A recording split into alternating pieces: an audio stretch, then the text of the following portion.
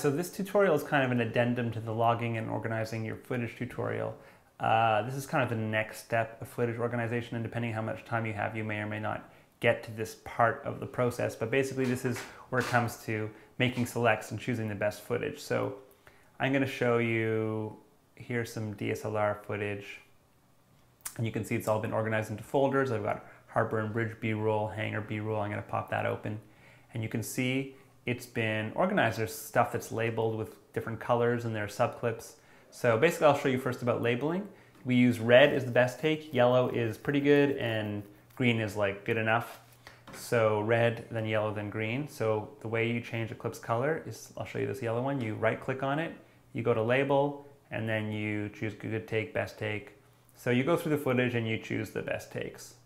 So here's one in the hangar, and it's been labeled yellow because it's a pretty nice clip. And then there's another thing, which is subclips. You can see this folder says MVI0604 subclips. I open that up, and you can see this is actually a clip that's been broken down into a smaller clip.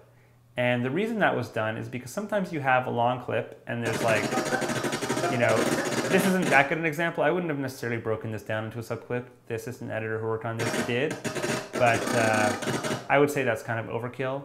But sometimes you get clips that are long, and there's like a bunch of stuff that happens. Yeah, I think this is something to show you, like, don't break a clip down into smaller components if it's not a very long clip.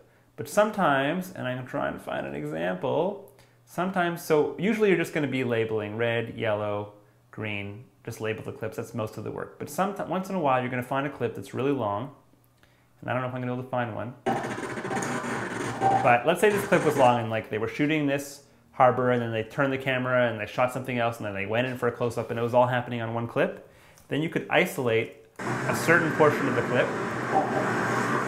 Using your in and out points, you isolate that clip, and then you can make a subclip, and then you click Apple U, and then what it does, you can see in the browser, it's created this new clip called the subclip, and this clip you can actually relabel. So I could call it, you know, aerial shipyard. You know, in the past tutorial I said don't ever relabel or rename clips, which is true, but when you make a subclip you can rename it, that's no problem. So I've created that subclip, it's called aerial of shipyard, and you can see that that clip is just that short portion that I've isolated with in and out points. So that's a great way to break down clips into smaller components when you're making selects if you want to.